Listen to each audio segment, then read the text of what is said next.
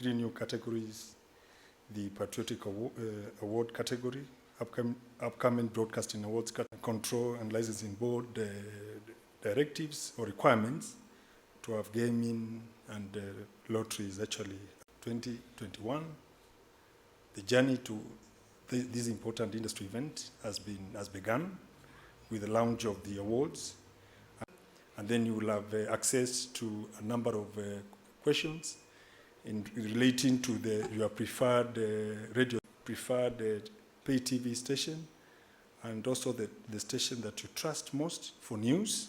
That is for both radio program already dispensed with. We now need to proceed to the second item, which is the presentation of the awards categories.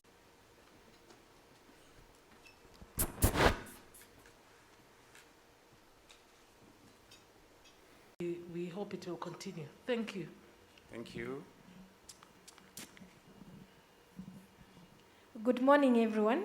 Commission, I head the communication department. It's a pleasure to be here. Thank you. Thank you. I'm from Consumer Federation of Kenya, presenting Mr. Stephen Mutoro, who is away. Thank you. Thank you. Morning. My name is Grace Cargo from the Kenya Film Commission. I'm in charge of audience. Morning, I'm Angela Koki. I'm part of the Multimedia Services Communications Authority of Kenya. Thank you. Good morning. Gaming and lotteries, you audit the same using the guidelines that have been provided. We've been noticing a lot of complaints as we are out of here. Yes. We're here today to launch the KUZA Awards 2021 and also to commence the voting for the People's Choice Award. This is a great day because local content is a pillar of society, and local content shapes our heritage and our perspective of us as a community. Despite the very difficult operating environment because of the COVID pandemic, we want to celebrate and recognize our broadcasters for the great work that they have done to continue to up the production of local content in the various genres that we have. This puts us in a very good space, particularly because going forward into the next financial year, we will be enhancing our local content quota from 40% to 60%. And the sign of the times is that we will achieve, because the achievement has been commendable even in this season, and we look forward to it. We are also meeting today to raise a few concerns with the industry. There has been a growing trend where broadcasters are carrying out gaming and lotteries without accessing the authorized framework by the Betting Control and Licensing Board, who are our partners in this subsector. And we will be spending some time to create awareness and let our broadcasters know what is the right path, the travel path that they need to take so that we can promote a harmonious co-regulation in this space. So we begin an exciting season and look forward to seeing what the outcome will be in May when we come for the awards.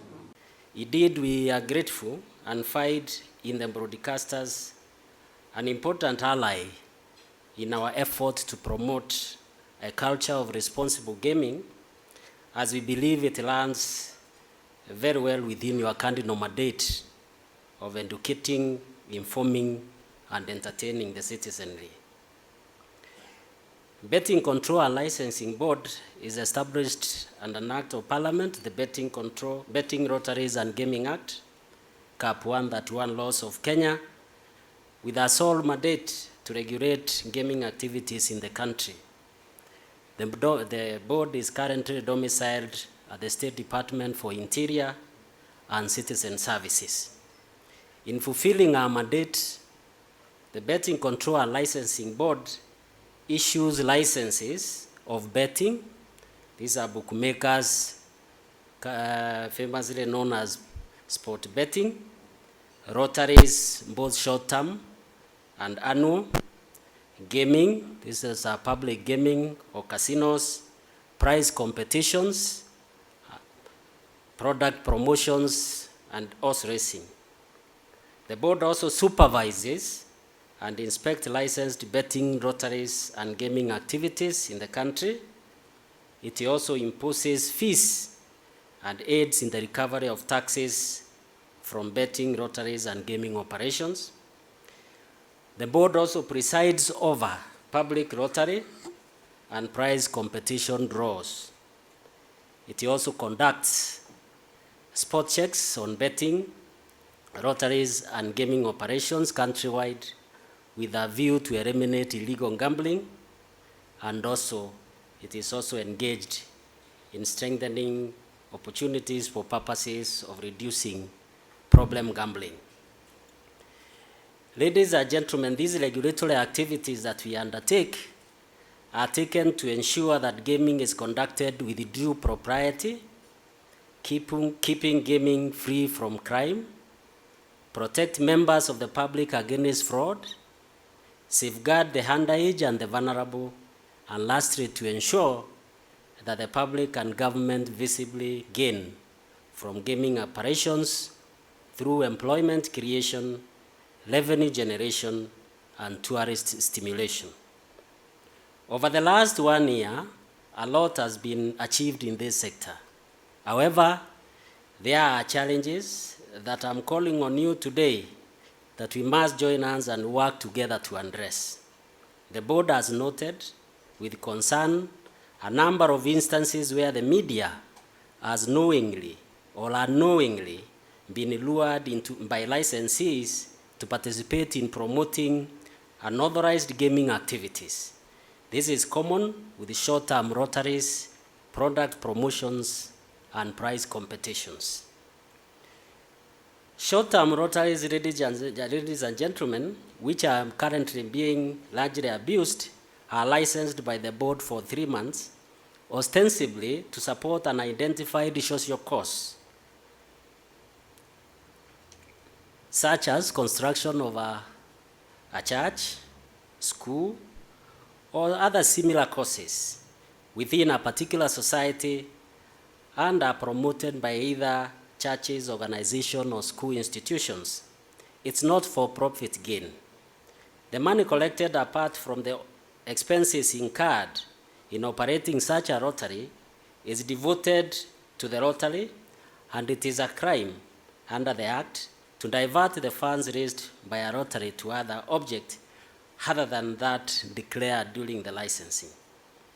Any advertisement, therefore, must expressly mention and explain the good cause being supported, the mode of participating, and the license number. In a rotary, ladies and gentlemen, the prize is not the driving objective of a lottery. As participants are aware or are made aware in the advertisement that they are making a contribution to a good cause, and prize is just a by the way. On the other hand, prize competitions and promotions, product promotions, are authorization to companies and other organizations to promote their goods and services. They are licensed also for 3 months. This is where one knows that he stands a chance to win by virtue of consuming a certain price, a certain service or product. This is where you find, for example, people who are selling bread. Once you buy a bread, they tell you there is a coupon inside the bread. Once you get that coupon, then there is a prize that you'll be able to win when you send that number to a certain number and the draw is done. The problem we are currently experiencing, ladies and gentlemen, today emanates from non-adherence to mechanics and script approved by the board for each permit. Applicants who apply for either a product promotion, prize competition, or a rotary license vary or interchange the mechanics and script of operating when they approach you for advertisement and promotion, leaving you promoting that which is not authorized. This abuse has led to a new type of betting currently being called radio betting. Your stations are repeatedly promoting this illegal betting where members of the public are being called to send this or that amount of money to a certain pay bill to win. you will agree with me that some radio stations have literally been turned into betting shops. In order to address this vice, our request today is simple. First, always verify and confirm whether the license submitted to you is valid. Secondly, confirm whether the mechanics and advert or message presented to you to hire is the one approved by the board. 3, ensure as you do this that gambling is not over-advertised or glamorized to the extent that it is depicted as a source of livelihood. And 4th, confirm the existence of oversight body on conducting draws so that they do not become conduits of fraud before you go on air. Without doing so, ladies and gentlemen, you and I will be actively participating in promoting addiction, problem gambling, social irresponsibility, which is a nuisance to the public,